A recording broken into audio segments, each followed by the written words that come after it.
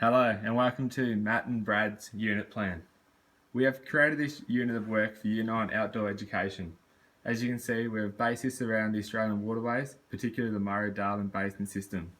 We have designed this unit for the Yarrawonga Secondary College with the aim to cater for all students' needs. This unit will run for 10 weeks with a mixture of theory-based sessions and a few practical sessions as well. The practical sessions will include sessions based at the school, to the local Murray River and Lake Mulwala, as well as a major 5-day trip to Lake Eildon.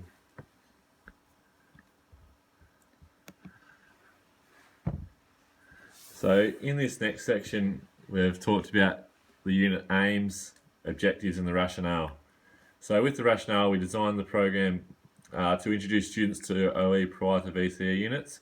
It's also designed to educate students of local waterways, how they work, the introduction of dams and weirs and various other changes that have occurred throughout generations, all with regards to the Murray-Darling Basin system. The aims we have created of the unit are to ensure students understand the Murray-Darling Basin, the changes that occurred and the health, ensuring it remains healthy for future generations, as well as they'll learn the basic canoe skills, paddle skills that is. Objectives. As you can see on the page here, we've got a number of objectives. I won't run through them all now, but just some are how they work. Learn and demonstrate various basic paddle strokes and understanding their local river systems and how they work in the whole Murray-Darling Basin system.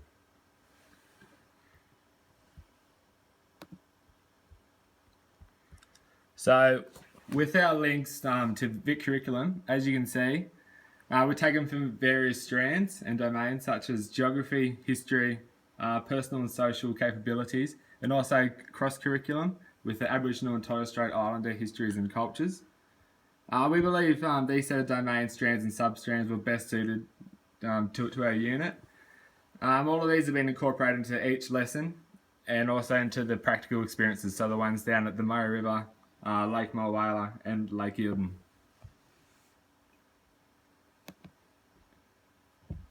And just moving on to the 5E, we touched on the 5E model with lessons based on the 5 areas of engage, explore, explain, elaborate and evaluate.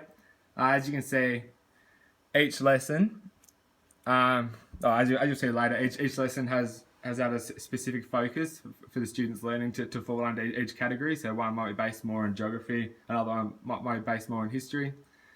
Earlier in the unit, there's more focus on engage and explore for the students, whereas later in the unit, it's more about explaining, elaborating and evaluating when it comes to assessment tasks and class tasks. So similar to what Matt just said in relation to the 5E model, we've also touched on the PULP model, or Principles of Learning Theories, throughout the unit. As you can see on this page, we've simply identified what the PULP model is and the main reasons our unit has focused on it. You can see more detail of the PULP in the next section, which I'll go through now over the overview of the unit. So as you can see on the overview section now, we've created this lesson structure and overview, trying to mix in where possible the theory-based lessons with the practical-based lessons. So the color coded there, as you can see, the orange are the theory-based and the blue are the practical lessons. Moving down the page, you can see lessons we tried to touch on topics. In the overview, we tried to touch on the topics such as the lesson number, the date, the duration, the topic of each lesson, the learning intention, the success criteria, so the aims and objectives basically, the overview of the actual what the lesson will involve, Vic curriculum, how it links to each lesson, and then PULP 5E theory, and then finally finishing with the assessment, how we're going to assess each kid in that, or each student in that class, and resources we need to run that properly. So moving on, the assessment. The assessment of this unit will be ongoing through most lessons in an informal manner through brainstorming, questioning, checking for understanding, and gaining understanding as to each student's prior knowledge and post knowledge in each lesson and in the unit as a whole. There were 2 formal assessments, however, and they are described in the rubrics seen on this page. Clicking on the following links there. there's the rubrics there. And going back, the task descriptions. Yep, so basically the first lesson, the first type of assessment will be a poster form in groups on basically all to do with Indigenous. And then the second type of assessment will be an individual research task, which will be a PowerPoint presentation they'll present to the class.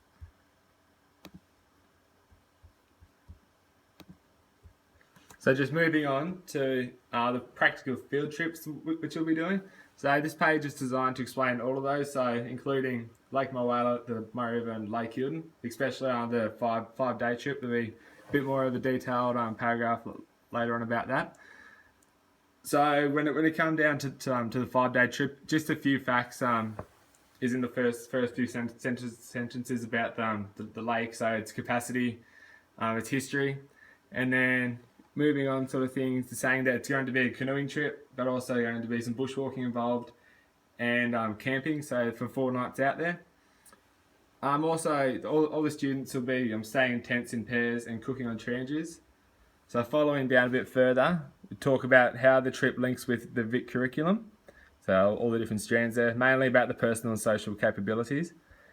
And then just down further is just a rough sort of itinerary. So over the 5 days, just saying what the assessment task will be, what the plan is for each day, and so on. So following on from that, so still connected to the risk management.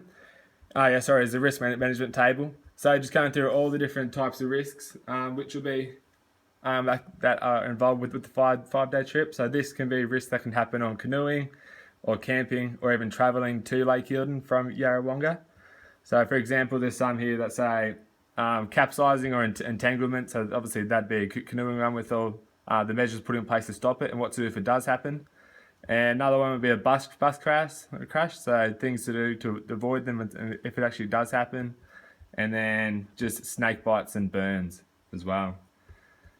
So just moving on to the last section now. So just to finish here, we've got our resources and our references.